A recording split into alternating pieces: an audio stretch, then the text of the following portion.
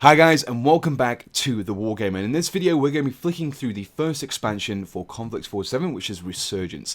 Now we're going to be looking through the book list in here. I'm going to give you an idea of what you can expect to find in this new rulebook, and then also give you kind of some ideas of what I think about the various things that are inside here. So flicking through the first few pages, we can see that the actual first section focuses on the background of the K47 universe. Now, that if you read the full rulebook, you will know that the timeline ended at that point in around about May 1947. But this continues pretty much up until June, so it's kind of expanding the timeline. I think it might even go into July in some cases as well.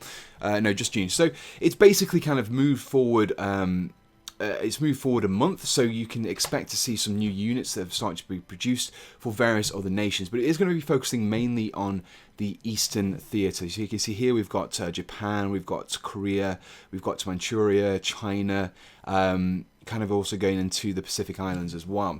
So if we kind of flick through, you can actually come to the first section, which focuses on the rules themselves. Now, when the original Konflikt 47 rulebook came out, it was just before Bolt Action 2nd edition. So what this book does is kind of brings up the rules that have changed in 2nd edition of Bolt Action, so that they're kind of reflected in Konflikt 47 as well. There are a few changes to the actual rules themselves specific to K47, but I'll go through them as we come through. So you can basically see here, so assault rifle range, LMG and MMG rates of fire, flamethrowers, Tesla weapons. So most of those are generic bolt action rules, but the Tesla weapons are specific to this.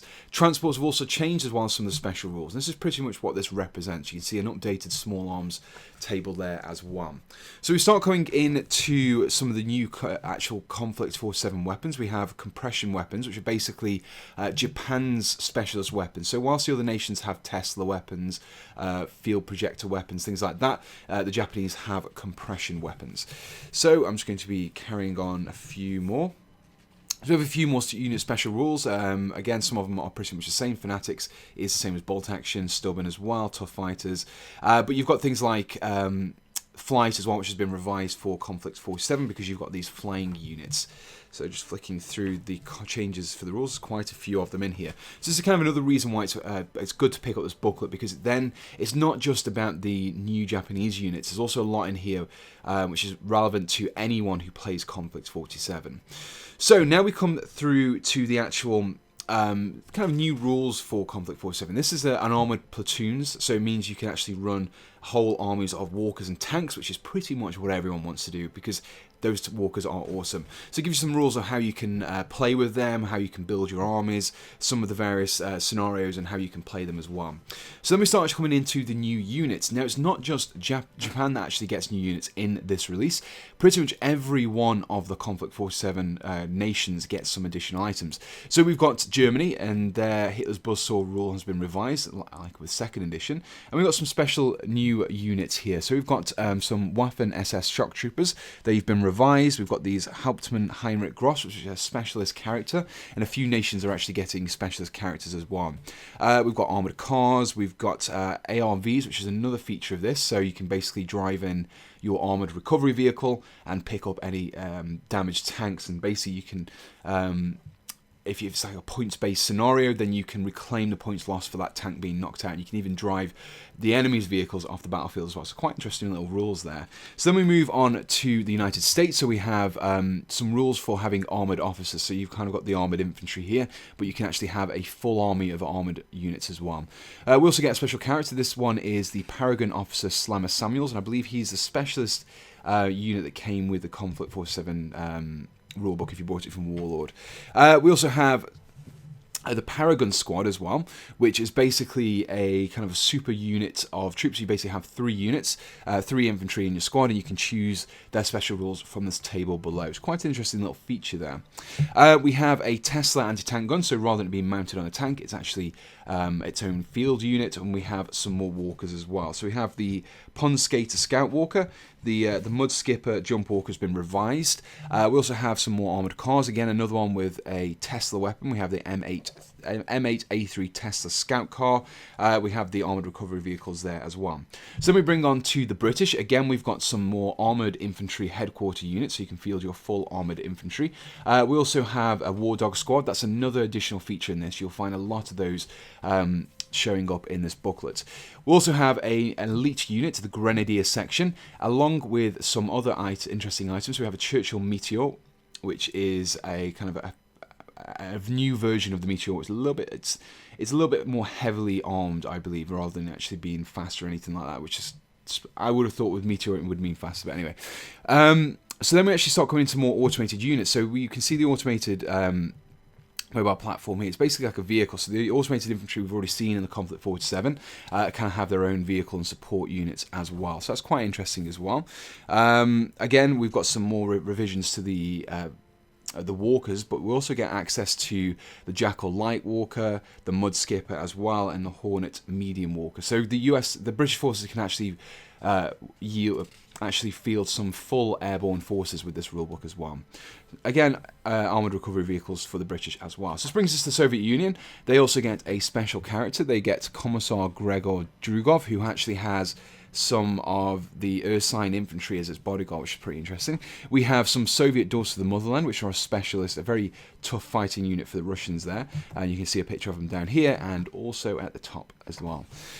We get some more revisions to the existing units. We have the IS-3 heavy tank, which is kind of a nice little additional feature to Konflikt 47, because it's kind of that period where you can see some of the actual vehicles which did exist in real life kind of showing up in the battlefields, whereas they were produced too late to have any effect on the actual real life war.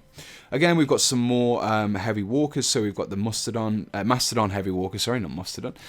We've got armoured recovery vehicles, and this brings us to the Japanese army list. And this is a full army list for using the Japanese in Konflikt 47. I know a lot of people have been looking forward to this. So these guys have got a lot of interesting units. I don't want to go through all of them. I want you to get this booklet yourself and have a look through, because they really are fantastic. So you get your usual units, your officers, your medics, forward observers, things like that.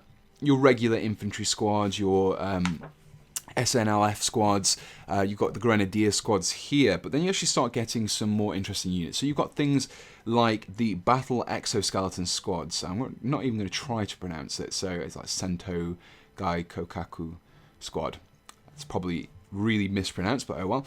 So we've got a couple of those versions. We've got a Battle Exoskeleton and an Assault Exoskeleton. One being equipped with 2 weapons, the other one being equipped with close combat weapons. So it depends what you need them for. We also have the Shibito squad, which is basically the Japanese versions of the Totem Corps, the zombies units that the Germans can field. And we also have the Ghost Attack Squad. Now, the Ghost Attack Squad are very, very interesting indeed. These are guys that can kind of phase through solid walls and stuff. They're very interesting rules, and the minis always look fantastic. So we have a few of the, again, regular units. We've got flamethrower teams, light mortar teams, artillery teams. We actually start coming to the vehicles now, which is where some of the more Konflikt 47 inspirations have come in. So we've got this Type 6 Light Walk, which is the Scorpion type vehicle. We also have some of the regular Type 97 Chiha medium tanks. And I believe there's another weapon, there's another special walker as well. Maybe not, I thought there was another tank, maybe not.